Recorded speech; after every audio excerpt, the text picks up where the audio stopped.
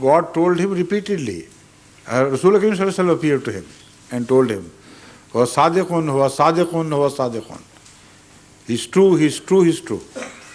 And again he said he was from me. So how would you compare these contradictory messages? So the first thing is to determine the nature of the dream itself. Secondly, another possible measure to apply to such situations would be to judge a person from his own character. If the person is not a mean person, if he is godly, if he is righteous, it is very likely that his dream would be true. But if a dream of a person who appears to be righteous is pitched against the dream of a well-established righteous man and contradicts it, then naturally you will prefer to follow the one who is to all human knowledge, who stands at a higher order of righteousness in our sight. So this is why I quoted this example of a great saintly figure of Sindh, who is the founder of a house of holy people. Pir Pagara also belongs to that house. His, I don't remember the name of the first Ahmadi who belonged to his sect or his group, who went to him when he heard of Masih Maud Wasalam. He wanted to ascertain whether Masih Wasalam was right or wrong. So he told him to do istikhara. Next morning when he appeared before him, he said, "Look here, this is my practice to recite some verses of the Holy Quran and to remember Allah while I take a little rest between after Maghrib, Zuhr prayer, between Tahajjud and Fajr prayer." That was also the custom of Rasulullah Sallallahu Alaihi Wasallam, to lie on his right side and rest a little bit before going for Fajr. So he said, "I do that. And during that, I also pray to Allah to show him whether this claimant to Madhud Mirza Sahib is right or wrong." So he said, as I dozed off, repeatedly Rasul Sallallahu Alaihi Wasallam himself told him, appearing before him in his vision or during dream, that he is Sadiq, he is Sadiq, he is Sadiq, he is from us. He is our man, he is true. So how would you pitch the dreams of an ordinary small man who indulges in fraud and this and that, whose own life is not that of a truthful person, against the verdict of such a man, against the evidence of such a man? See? So the dreams are a very complicated affair. If a man is crooked, his dream is seldom likely to be right. Thank you.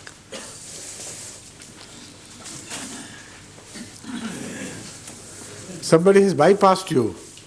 Didn't you take notice of that? Rashid Sahib? Huh? He is my senior friend. I have regard for him. Okay. Assalamu alaikum, Hazur. Hazur, I got one observation and one question. Okay, yes. Once Maulvi Dost Muhammad Sahib narrated that while he was traveling and he saw two persons were quarreling about the person of the Holy Prophet Sallallahu Alaihi Wasallam. One said Hazur was a Noor, and the other said he was a Bashar and had a body. When they could not agree to each other, they said, "Let us ask Maulvi Dost Muhammad Sahib, who was present there." Did they know his name? Maulvi Dost Muhammad Sahib was present. Did these two quarreling, differing persons know the name of Maulvi Dost Muhammad Sahib? No, they said there is a Maulvi Sahib, let us ask him. Because had they known him to be Maulvi Dost Muhammad, they would never have asked him. No, they said he's a Maulvi Sahib, let us ask him. Okay. This is my own word that they asked Maulvi Sahib.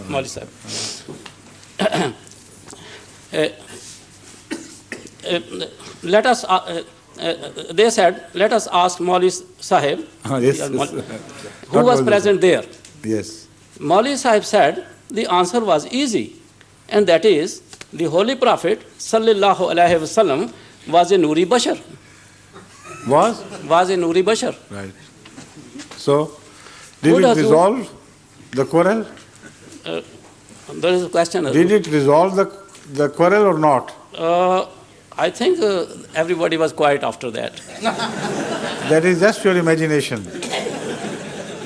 No, it couldn't resolve that issue at all.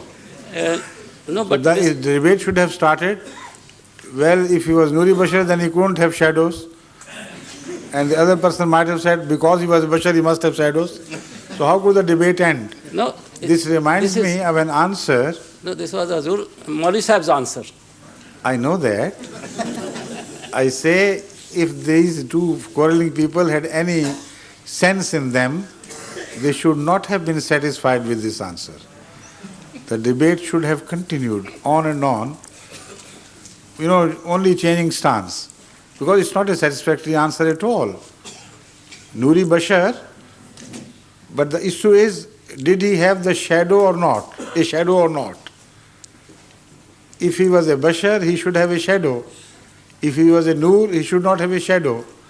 So where do you place Nuri Bashars? Having a translucent shadow?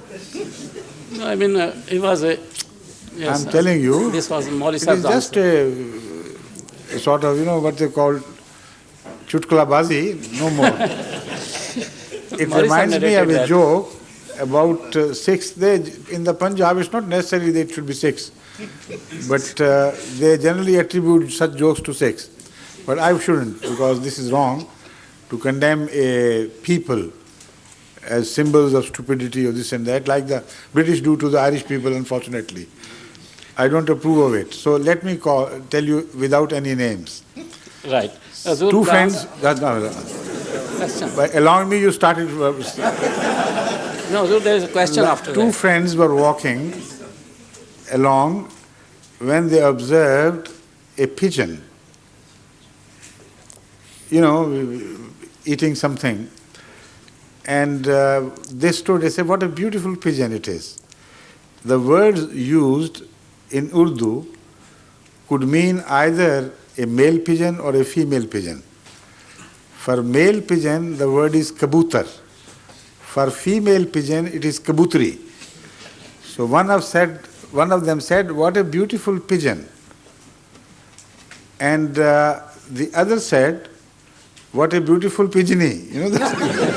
Kabutri. So they started fighting with each other, quarreling. He said, it is a kabutar. He said, no, it's a kabutri. So some other person was passing by. He said, what is that quarrel about? Why are you fighting with each other? They said, this is the issue, whether he is a kabutar or a kabutri. He said, no problem. You see, it is eating, whatever it is. अगर ये खा रही है तो कबूतरी, अगर खा रहा है तो कबूतर है.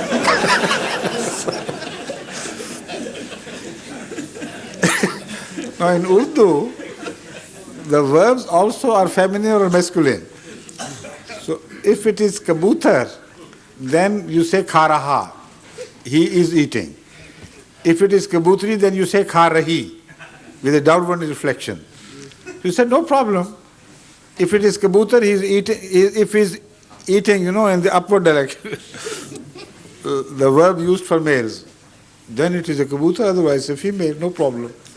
So then he passed by and the others, they started fighting again. One said he's kha raha, one said kha rahi hai. So such debates can never come to an end. Hazur, there is a question after that. I'm sorry. Okay. Would Hazur most kindly advise us something regarding the Islamic sect who believe that the Holy Prophet sallallahu